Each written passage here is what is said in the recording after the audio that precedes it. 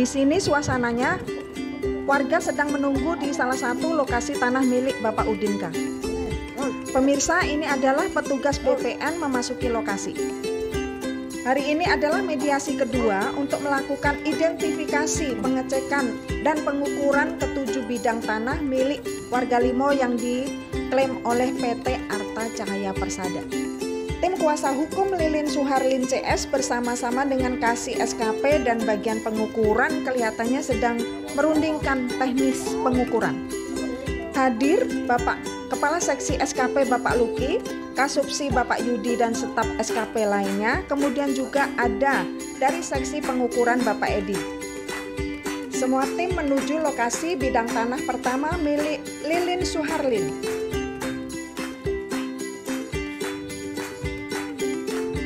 Pengecekan atau pengukuran patok pertama milik Ibu Lilin Suharlin. Pengecekan dan pengukuran patok kedua milik Bunda Lilin Suharlin.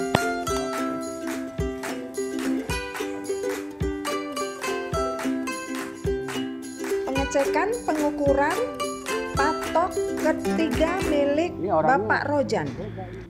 Pengecekan dan pengukuran patok keempat milik Udinka.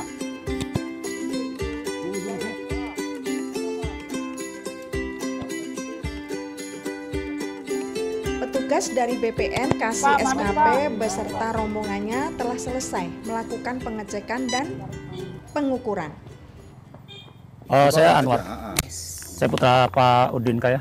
Dari hasil investigasi hari ini memang cukup puas juga. Riwayat tanah, memang kita dari sebelumnya sudah menguasai atau memiliki, karena kita warga asli sini Limo, dari tanah nenek moyang atau leluhur kami memang sudah di sini gitu.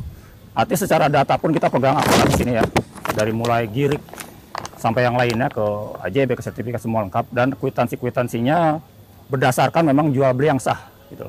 Bapak sendiri tahu tanah Bapak diklaim itu saat gimana Pak?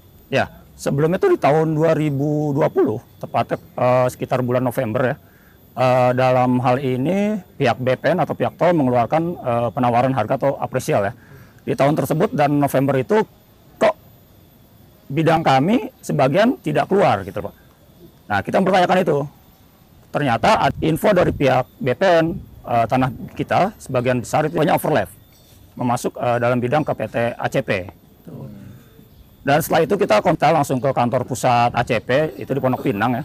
Kita ketemu dengan Rami Salongo, dengan rekan di sana, ada Pak Sugi juga dan lain-lainnya, bahwa kita merasa keberatan nih dengan adanya surat overlap dari pihak BPN. Sedangkan saya belum pernah menjual belikan tanah kami, ya itu kepada pihak PT maupun keluarga lain. Kita masih pegang asli semua bukti surat-suratnya di sini. Kita cross-check bersama, ternyata dia mengakui adanya statement bahwa di bidang Pak Udin dan kawan-kawan CS, masuk Bunda Lilin dan lainnya, keluar SHGB dari PT ACP. Nah kesimpulannya kami menuntut agar dibuatkan surat pernyataan tembusan ke BPN. Tapi mereka bilang tidak siap, kan yang mengeluarkan pihak BPN. Kita harus bersama BPN Pak Anwar, seperti itu. Dengan hadirnya sekarang mediasi yang kedua, namanya BPN itu mau datang dan mereka melihat patok satu persatu. Itu jadi kita yang punya tanah jadi pasti tahu gitu. Jadi saya benar-benar sangat senang kehadirannya mereka. Harapan saya sih mudah-mudahan dengan mereka meninjau lokasi selesai urusannya. Ya, soal klaim tanah Bapak gimana tuh? Kalau saya, tanah saya, ini kan BPN datang nih ya, saya minta diberesin dah, diurusin. Karena masalahnya nih orang pribumi sini kan jangan sampai istilahnya bahasanya dibikin tanahnya dibakal persengketaan, tanah bener-bener. Bahasa kita ini kan, Bu, ya. Jadi begini, bahasanya kita, kalau memang orang BPN datang kemari, saya pengen diurusin tanah saya nih.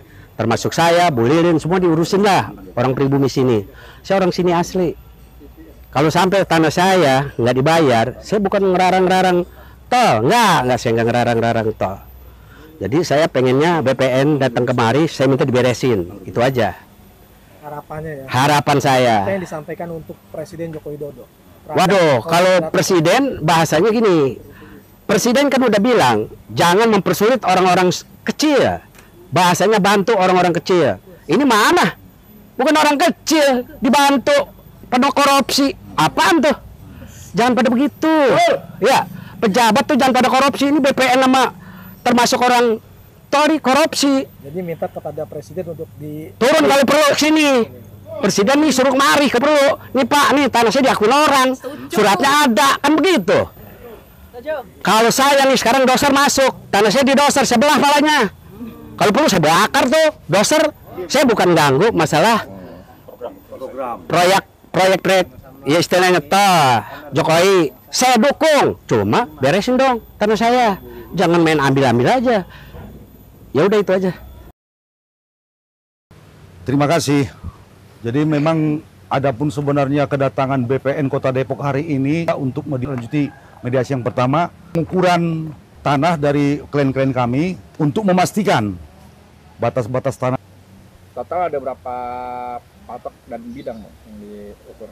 Kalau bidangnya ada 7, kalau total patoknya itu kurang lebih 28 patok. Ada yang 3.000 meter, ada yang 2.000, ada yang 1.875, ada yang 200, ada yang 300. Kurang lebih seperti itu. Lalu setelah pengukuran ini langkah selanjutnya apa, Bang? Kita berharap turunnya BPN itu bisa menyikapi komplain dari pemilik tanah, klien kami, biar ini masalah bisa selesai. Kan? Dari hasil pengukuran tadi itu ada nggak yang mengecewakan untuk BPN sendiri? Kalau masalah mengecewakan itu nanti apalah rekomendasi dari BPN terhadap permasalahan ini. Karena apa? Kami menunjukkan bahwasanya tanah itu benar di wilayah ataupun dirawat oleh para klien kami ini.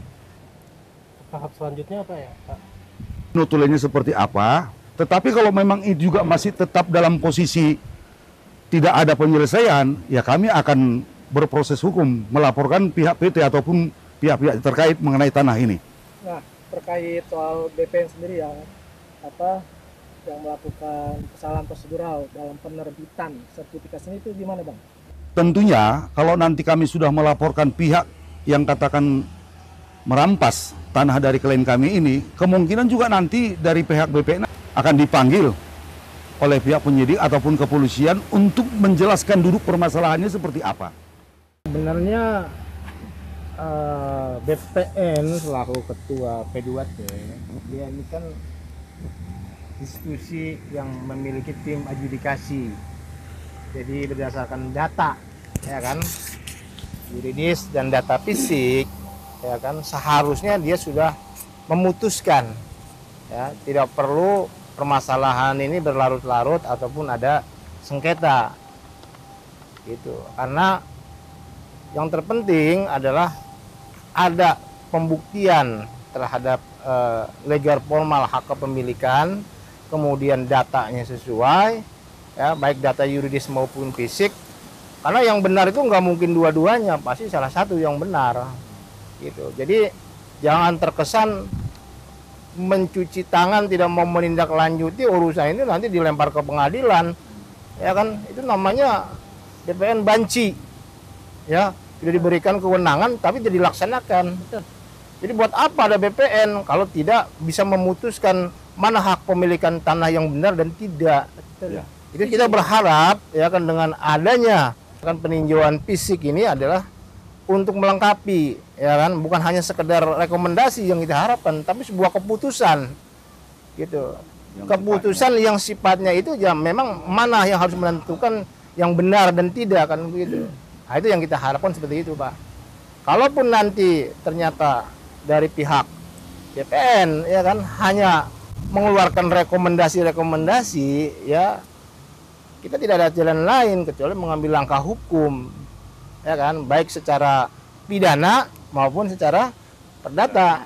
Ya, terima kasih. Artinya pada pertemuan siang ini bahwa ini adalah langkah-langkah untuk meyakinkan, ya, artinya pembuktian di tempat kejadian perkara. Artinya dari bahan di lapangan yang juga disaksikan atau diketahui atau bahkan ini yang diminta oleh pihak BPN, inilah yang yang perlu mendapat suatu perhatian secara khusus, sehingga nantinya ada ending yang terbaik. Inilah harapan kami, termasuk mewakili para klien dan warga kami. Saya kira itu dari. Terima kasih. Aja dari semua ini bersyukur ya kan, rekan-rekan kita semua bisa hadir. Saya kira itu, jadi sampaikan seperti itu teman-teman tadi. Jadi ini kan seksi penanganan perkara di Pertamina Depok. Setelah kemarin pertemuan pertama, kemudian sekarang ini namanya identifikasi fisik. Nah, setelah ini masih ada sekali lagi akan diundanglah para pihaknya. Kalau kemudian itu tidak terjadi kesepakatan, barulah kemudian akan memberikan rekomendasi. Tetapi seperti disampaikan oleh rekan saya tadi, dan yang sekali kalau kemudian BPN hanya rekomendasi. Ngapain ada BPN ketika memberikan hak dia yang memutuskan. Kalau rekan-rekan melihat statement-statement misalnya dari Barreskrim, urusan tanah ini nggak akan muncul terjadi persengketaan kalau BPN-nya konsisten, ya, karena dialah yang kemudian memberikan izin menerbitkan sertifikat. Itu bukan orang institusi lain, hanya BPN. Persoalan ini sangat sederhana menurut saya. Kenapa? Jadi dari 7 bidang tanah klien kita ini, ketika zaman Wismas sendiri yang awal pembebasannya tidak pernah ada Wismas mengklaim kepemilikan tanah kita. Kan begitu. Meskipun juga penerbitan sertifikat itu tetap aja menurut pendapat saya dan kawan-kawan ini cacat prosedur. Kenapa? Satu, sudah ada surat keberatan dari Lurah Limo, itu tidak pernah diproses, tidak pernah diselesaikan oleh BPN. Nah, kemudian yang kedua, ya 2005 sudah ditetapkan penetapan lokasi terkena tol. Orang awam sekalipun Bang, saya kira tahu bahwa lokasi yang sudah ditetapkan terkena tol itu tidak boleh lagi ada jual beli, ada peralihan segala macamnya. Ini justru malah kemudian dibuatkan sertifikat. Nah, yang kedua yang paling menyorok menurut saya juga terlampau kasat mata lah untuk ditutupin adalah 2014. Ya kan, PT Arta membeli secara lelang. Lelang kan sama juga ada peralihan hak gitu di situ kan. Jadi seingat saya itu ada di Undang-Undang 2 nomor 12 pasal 27 ayat 3 itu menyebutkan di sana secara terang bahwa pemilik hak atau pemilik tanah yang sudah terfractal itu tidak boleh mengalihkan haknya kepada pihak lain, kecuali hanya kepada yang sudah ditetapkan oleh negara untuk pengguna tanah itu tetap juga melalui kantor pertanahan kota Depok dalam hal ini. Masyarakat semua ini tidak diperbolehkan mengalihkan hak, tidak boleh menjual beli.